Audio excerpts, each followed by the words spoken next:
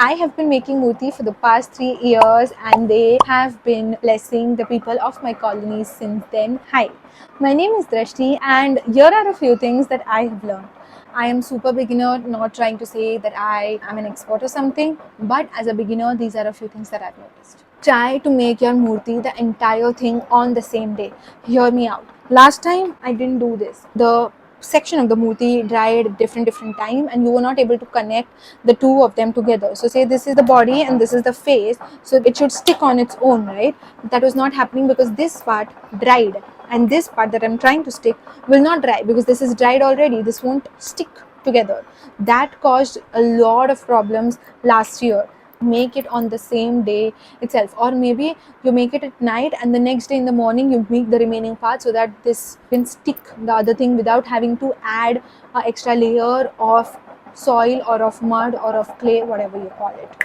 Second thing, use poster colors to paint your eco-friendly murti. I don't really know how eco-friendly acrylic colors are, given that they dry and have this film around the cap of the paint, which I think is a layer of plastic or something. I'm not really sure, but the way it shines, I would not paint my murti with acrylic colors. I did that last time and it was this time that it clicked to me that poster colors might be a better option. Paint your murti. The reason why I keep on looking here is because that is where my murti is. I will show you what it looks like right now. But paint your murti white before you put on any other color. Number one reason is so that you get clear base, right? Because these things would either dry mitti color because वो मिट्टी है, or it might dry gray.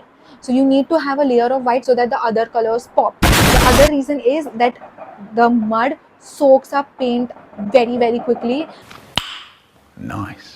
So you would want to have a layer between the paint and the mud that would make sure that your strokes, like your brush strokes, do not look patchy. Also on that note, make sure that once you are done with one section while making it and not while painting, you run a wet brush through that section to make it smoother. I didn't do this last time and that is why you can see kind of a texture on the murti. This time this murti does not have it because I was running wet brush through the murti, and also because my mud was prepared very well from the vendor itself. So I will be adding a link to the mitti that I got from Amazon. I didn't use any fancy equipment. I used pen. As a beginner, if you decide to make a murti from scratch, you're not using a mold. I think I don't know how it is with using a mold. With using a mold, you need to be super careful that your mud is very well, because उसमें scope बहुत कम होता है making change. That is what I think. Okay, but with this one I'll talk about stuff that I know. Okay, you are going to get cracks in your murti even after it dries. Like this has happened with me right now also. When I was whitewashing, this fingers came off, the lotus flower came off. These things would happen. It's very normal. Just Everybody stay calm. What's the procedure, everyone? stick it back, okay, and make sure that you stick it good. That there is no problem in stuff like this happening. Making murti takes time. Make sure that you start in the beginning of the day, so in the morning, because the entire murti would take you somewhere around 6 to 8 hours just making the murti. Painting is completely different. Painting takes 3 more hours, say. I thought, okay, I've been doing this for 2 years now, it's not going to take me that long. Wrong. I decided to start late night at 11 and I worked throughout the night. So till 5:30 and I had gotten the hands done. Matlab, only the face part was left, but everything else was done. But the face part was left from 9 to 5:30. I took a break in between. I took 15 minutes of break. Please have something like this with you when you are making the murti. If you can see, this is all the mud that was on my hand and I was doing this and just putting it inside.